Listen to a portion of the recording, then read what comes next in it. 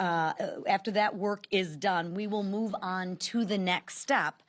But before we do, I think it's important that we not forget what is at stake for the American people if this bill doesn't pass, which I'm confident it will. And what's at stake? Think about it. What's at stake for Michiganders? They would see their taxes go up an average of $2,400. Mothers and fathers who need the child tax credit could potentially lose that. Mom and pop shops could close. And even family farms would be affected and no longer cease to exist. If we don't pass this bill, there will be real consequences and real consequences for real people.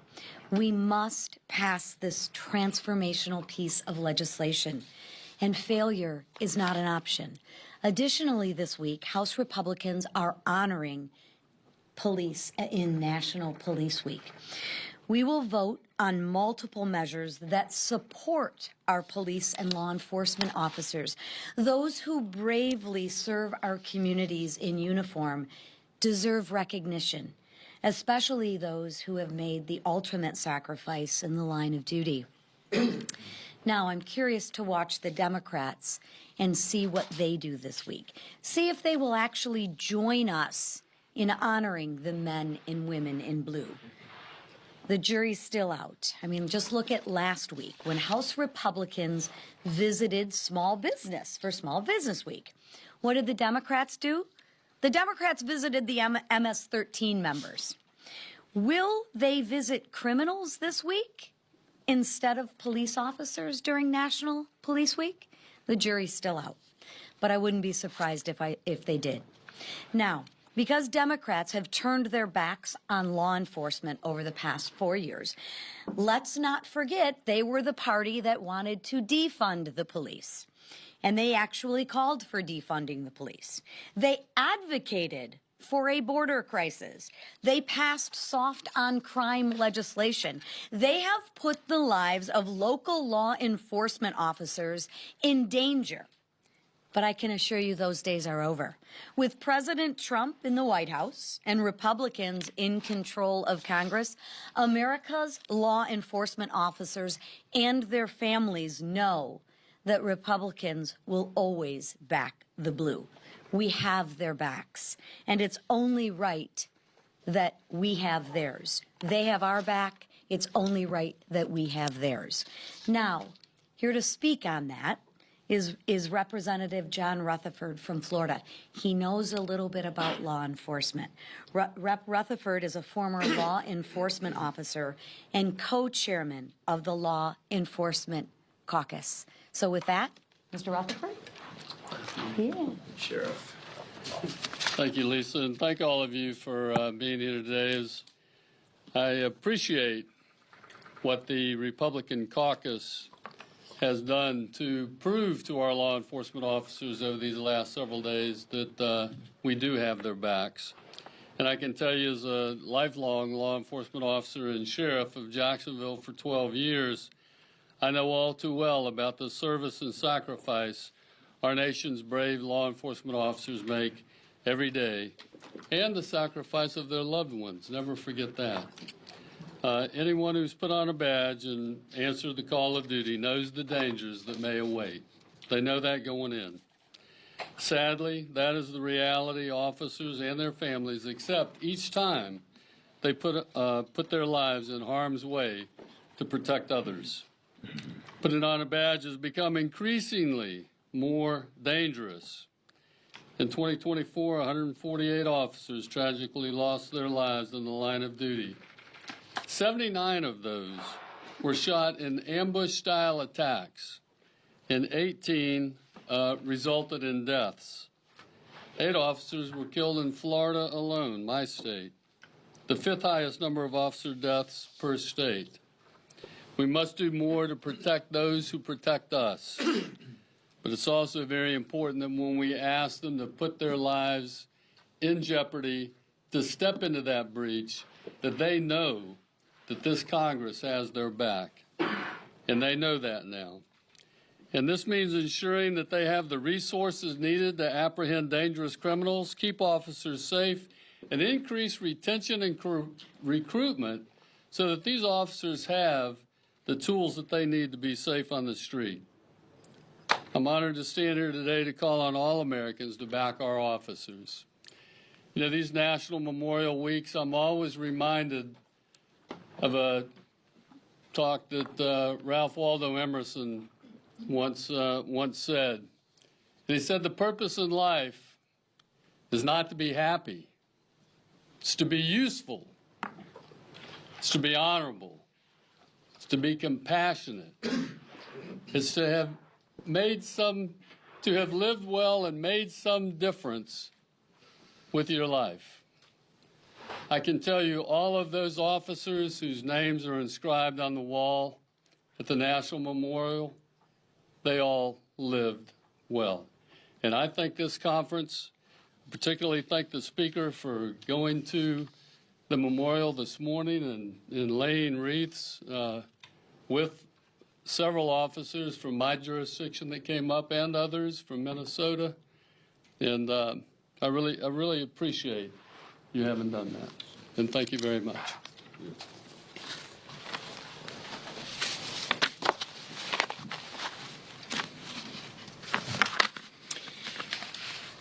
Lies, deception, fear-mongering.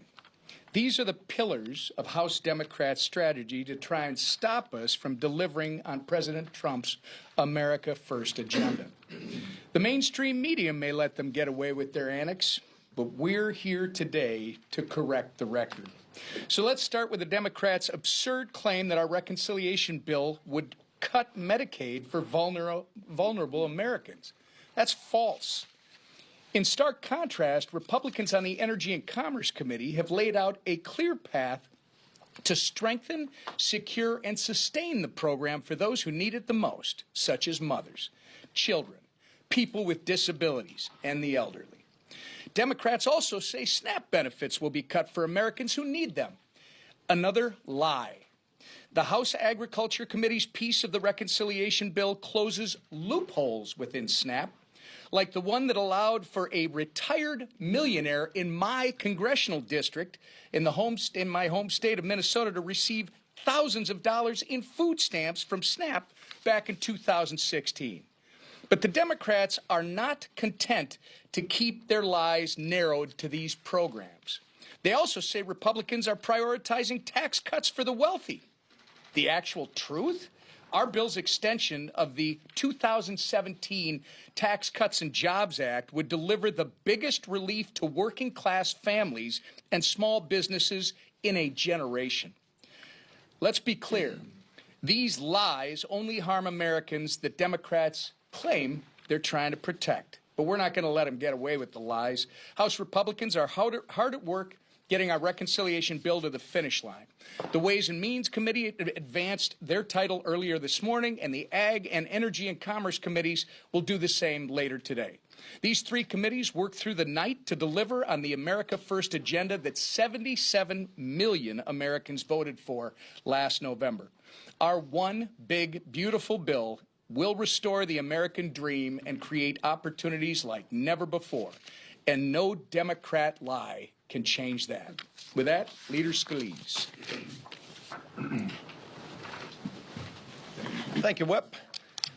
Well, I'm proud to join my colleagues in celebrating National Law Enforcement Week, bringing a number of bills to the floor to give better protections to our men and women in law enforcement and just continue to remind those brave heroes that we have their back. And like Sheriff Rutherford and so many others in law enforcement, they now serve in Congress. Pete Stauber, who was a cop on the beat I room with. You know the kind of heroes that they are. And we hear about heroes a lot. You sometimes hear stories about heroes in law enforcement. I get to walk with one of those heroes every day. And I'm going to embarrass him, and he's going to be upset with me, but he happens to be with me this morning, and that's David Bailey. You want to meet a real-life American hero, it's that man right there. And I wouldn't be here today, and probably about a dozen other members of Congress wouldn't be here today if not for his bravery that I got to experience firsthand. I didn't get to see it all, but I heard it all. Over 100 rounds of gunfire when a gunman came out on a ball field and tried to kill all of us.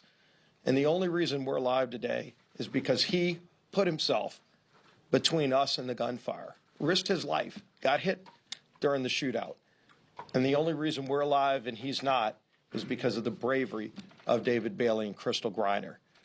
And while we hear about heroes every now and then, when you actually get to see one and walk around with one, and he came back to work when he got out of the hospital for his treatment, he wanted to go back to work because he loves what he does. He cares about his training. It's not talked about a lot because many men and women in law enforcement might never have to use their revolver. And hopefully they don't. And they don't want to. But they go to training every day in case they have to. So they're ready to risk their lives to protect us and our communities. And that's what David did. The reason that we're all here today, including him, is because he took his training so seriously. In the days where you could have just phoned it in, he said, you know what, if I'm ever called on to be ready, I want to be prepared to do the job. And we know there's so many brave men and women just like David, but I got to see it and experience it, and I'm here because of him. And I'm always going to pay tribute to the great heroism of what law enforcement represents. And so I hope we all remember that. It's not just a talking point. It's not just stories that we hear about. I got to experience it, and a number of my colleagues would tell you the exact same thing. We also, of course, are moving through the reconciliation bill and finishing it up this week. And this incredibly important work we're doing what a lot of people said couldn't be done. And we're doing it because families are relying on us to get this done. We've had many meetings with President Trump, including the last one with the Speaker and the Chairman of the Ways and Means Committee, Smith, Chairman of Energy and Commerce Committee, Guthrie, last week in the Oval Office to finalize some of the final pieces of this bill. A lot of work has gone into getting 11 committees ready to complete all of their work today, by the end of today. Think about that. 11 committees. When we did this in 2017, which was an important bill, Tax Cuts and Jobs Act, to get economic growth, to get our economy moving again, to create jobs, to put more money in the paychecks of workers. There were only 2 committees involved in that back in 2017. There's 11 involved this time, and each one of them has hit their mark, and by the end of today, all of them will have exceeded the things that they were asked by us to do, and they will be delivering a great product for all members of Congress to vote on.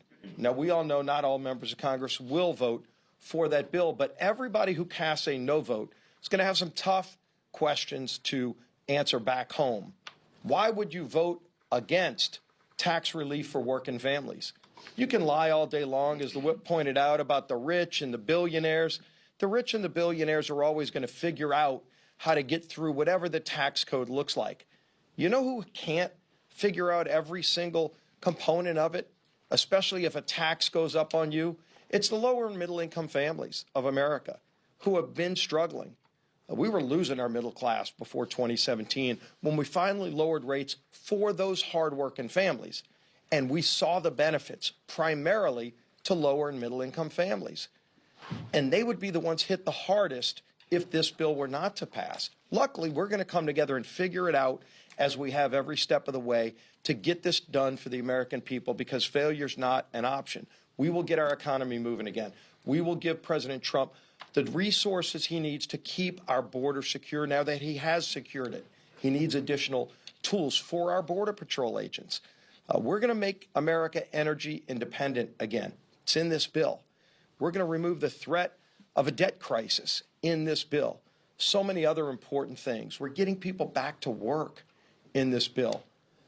It's an important piece of legislation, but I want to commend all the committees, all 11 committees, who have worked hours and hours tirelessly to get their work done, starting with the leadership of President Trump, making sure that every step of the way, when there were questions, when there were final decisions that had to be made, he was always one phone call away, and he'll continue to be. This process isn't over. We're, just getting to close to maybe halftime when we pass this bill next week.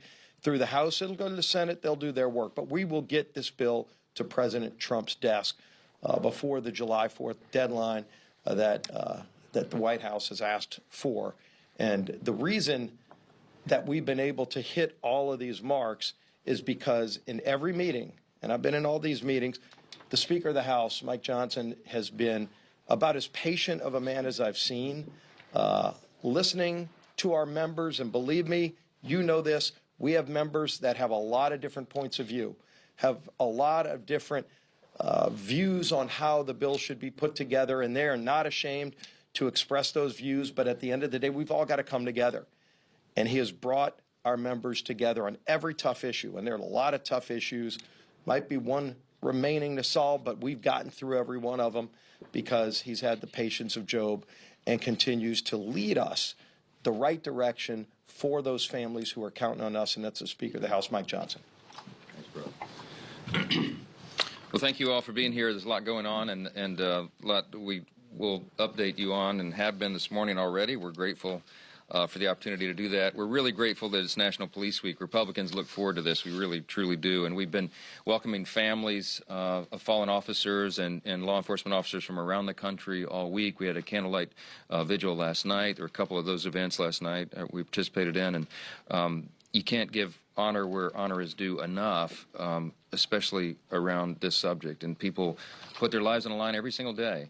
The numbers are staggering. After the candlelight vigil last night, we went, as Sheriff Rutherford mentioned, Representative Rutherford mentioned, we went to the National Law Enforcement Memorial this morning, and it was misty, and the weather was sort of appropriate because it's when you walk that place and you see the names of more than 24,000 officers whose names are etched into the stone there, it really moves you. And we lost 345 fallen heroes this year alone. They'll be etched into the memorial. So there were many officers out there and just paying their respects, and we placed wreaths. It's some small token, but look, I come from a first responder family, and I know that sacrifice. I grew up at the Fire and Police Training Academy in my hometown of Shreveport, Louisiana, because my dad was a training officer.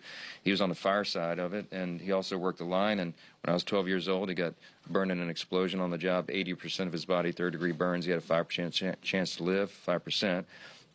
He came back miraculously and survived, but he was terribly disabled for the rest of his life, and his co-captain died in that fire. They were on the hazmat team, and I watched the sorrow that his family, his young family, went through, the children he left behind, his spouse, his wife, and I learned at a young age the profound sacrifice that people make, and we have to keep that in perspective. We have to stand behind those who are willing to do that for all the rest of us. And the House Republicans will stand with law enforcement. We definitely do have their back in every way, and we're glad to show it. So thank you for your service. Thank you for your service, David, everybody who does that. My Capitol Police team, my security team, I spend more time with them than I spend with my family and friends and everybody. And they become like family to us, and they do a heroic job. So we're so grateful. Can't say it enough. They deserve our gratitude, and they deserve our respect. And, you know, I wish all of our House Democrats agreed with that. They show with their actions that they don't, you know. And we got to talk about what happened in New Jersey. On Friday, as you all know, 3 Democrat members of Congress got into a physical altercation with our ICE agents. I mean, outside the Delaney Hall Detention Center in New Jersey. What a spectacle that was. What a horrible display for our children to see, right? Amid a long list of shameful and embarrassing episodes this year, that altercation, I think it takes the cake. I think it's a new low for congressional Democrats. Instead of condemning the action, of course, the Democrat leadership in the House sent out a statement of support. My friend Hakeem Jeffries said, quote, "We will never bend the knee." To bend the knee to what, Hakeem? To ICE? Come on. The reason the Democrats were even at the detention facility is equally concerning. The purpose was they were there demanding to shut down the detention facility. Now, look, here's who's housed in the detention facility. Violent gang members, rapists, and murderers. They want to shut it down. We already know that Democrats support open borders. They support MS-13 gang members. They go visit them in jail. They want to allow illegals to vote, so many of them. But this really is, this is a new low. Republicans want to detain and deport criminal illegal aliens. Democrats want to empty the jails. Could you have a stronger contrast than that right there? We don't need less detention beds and facilities. We need much more. And that behavior is just unacceptable. We're grateful to U.S. Attorney Alina Habba in New Jersey. She's opened an investigation into this matter, and that legal process will play out. We're having conversations. We had them this morning in the House Republican Conference meeting this morning about appropriate action that we need to take here to address that inappropriate behavior, the wildly inappropriate behavior. And we will do that. Let me just talk about reconciliation real quick. Look, this is the bill's coming together, as you've heard. The last 3 committees are reporting out today. Everybody in this room, I know, gets fixated on a few final details about all this. But I think it's important to just state one more time what we're achieving through reconciliation. This will be one of the most consequential pieces of legislation ever passed by the United States Congress. It is large, it is comprehensive, and it deals with reconciling the budget in a way that will be fiscally responsible. We're going to slash taxes, including on tips, overtime, Social Security for seniors and job creators, restore American energy dominance, as you've heard, secure our border and deport illegal aliens. We're going to eliminate waste, fraud, and abuse, return to peace through strength, and reduce spending all at the same time. And I put reconciliation on an aggressive timetable back in January. I said that we would try to do this as quickly as possible. We're still on target to hit that Memorial Day deadline, which people balked at when we first said it. The American people are counting on us to get this done and get it done quickly, and we are on target to do it. President Biden left virtually every area of public policy in disrepair, and it is incumbent upon Congress to fix it and pass laws that cannot be easily undone or overwritten.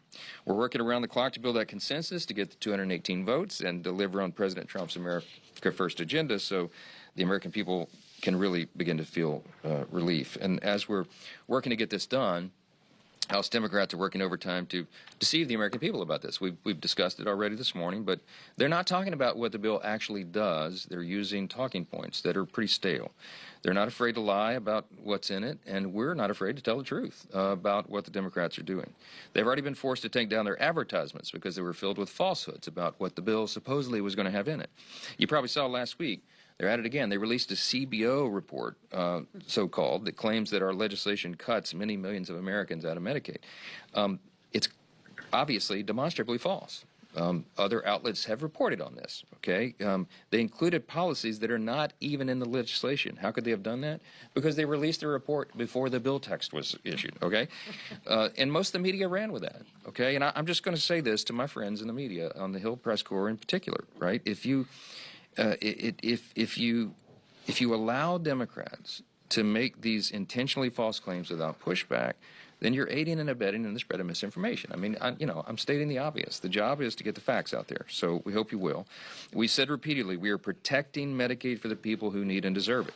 This program is an essential lifeline for our most vulnerable Americans, pregnant women, single mothers, low-income seniors, the disabled.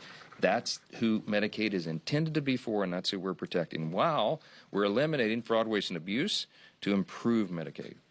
These are reforms to restore and preserve the system so that it doesn't collapse on itself. That means ensuring illegal aliens don't get coverage meant for Americans in need. It means implementing work requirements to ensure that adults who can work but refuse to cannot keep cheating the system. We're going to continue to call this out, and we're going to put the facts out there, and the people are going to be able to judge it for themselves. With that, I'll take a few questions. Robert. If the president were to accept an airplane from the Qatari government, should Congress have approval over that kind of gift? Look, I've been a little busy on reconciliation, so I'm not following all the twists and turns of the Qatar jet. I've certainly heard about it. My understanding is it's not a personal gift to the president. It's a gift to the United States, and other nations give us gifts all the time. But I'm going to leave it to the administration. They know much more about the details of that, okay? It's not my lane. Yes, sir. Mr. Speaker, you were very critical of President Biden and his family's foreign business dealings. You supported an impeachment inquiry as a result of it. Are you equally concerned about President Trump's family's business dealings, especially given the fact that he is in a region now where his family has billions of dollars of investments in Doha and Saudi Arabia, and the fact that he has a crypto business now where he's auctioned off access to the White House for the highest bidder in his meme coin? Look, there are authorities that police executive branch ethics rules. I'm not an expert in that. My expertise is here in the House, okay? I will say that the reason many people refer to the Bidens as the Biden crime family is because they were doing all this stuff behind curtains, but in the back rooms. They were trying to conceal it, and they repeatedly lied about it, and they set up shell companies, and the family was all engaged and getting all on the dole. Whatever the President Trump is doing is out in the open. They're not trying to conceal anything. But, Mr. Speaker, the investment in the meme coin, those folks are not transparent. We do not know who those people are. I don't know that anything about the invested. meme coin thing. I don't know. I can just tell you that, I mean, President Trump has had nothing to hide. He's very upfront about it, and there are people who watch all the ethics of that. But I mean, I've got to be concerned with running the House of Representatives, Is it and that's what I do. congressional oversight, though? That's the congressional responsibility, isn't it? Congress has oversight responsibility, but I think, so far as I know, the ethics are all being followed. So, yes, sir.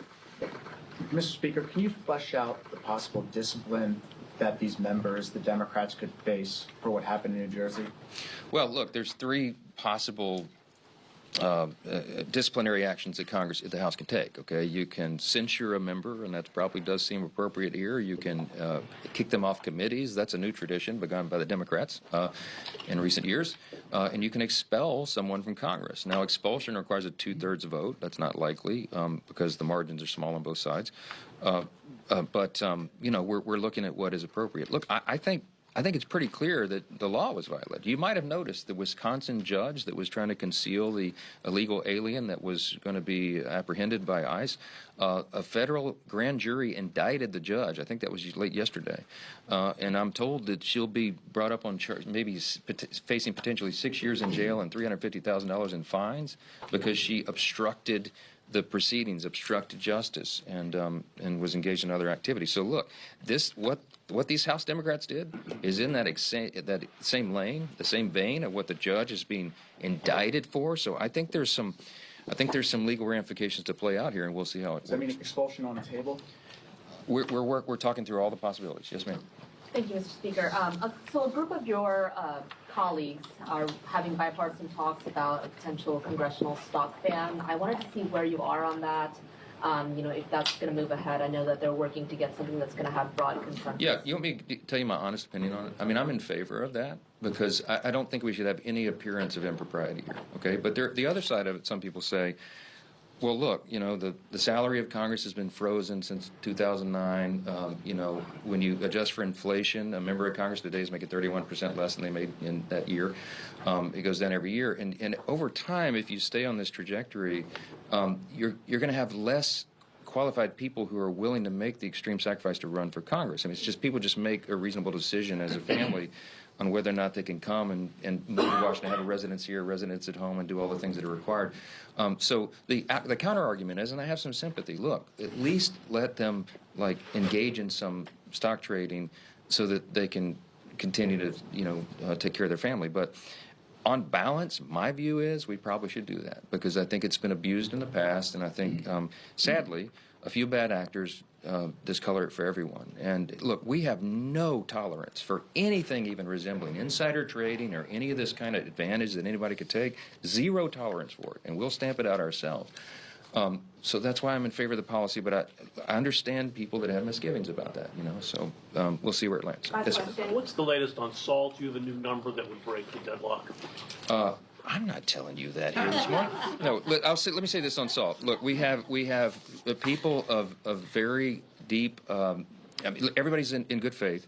We're working through it. We worked through it. I mean, I was working on it up to about 1:30 last night. Okay, we're getting closer, and but there are basically two different factors. There's red states and blue state folks, right? We got more red state folks in our conference, and they have concerns about it. But we have blue state people who have realities they've got to deal with at home, and they need some relief for their constituents. So I am trying to be the sort of the neutral umpire in the negotiation and build consensus, so I won't come out here and handicap it and tell you numbers and all that. But I will tell you, I'm absolutely confident we're going to be able to work out a compromise that everybody can live with. Look, when you have a bill this big, with this many pieces and this many components and this complex and comprehensive, virtually no one's going to be 100% satisfied with every piece of the bill. It's just not possible.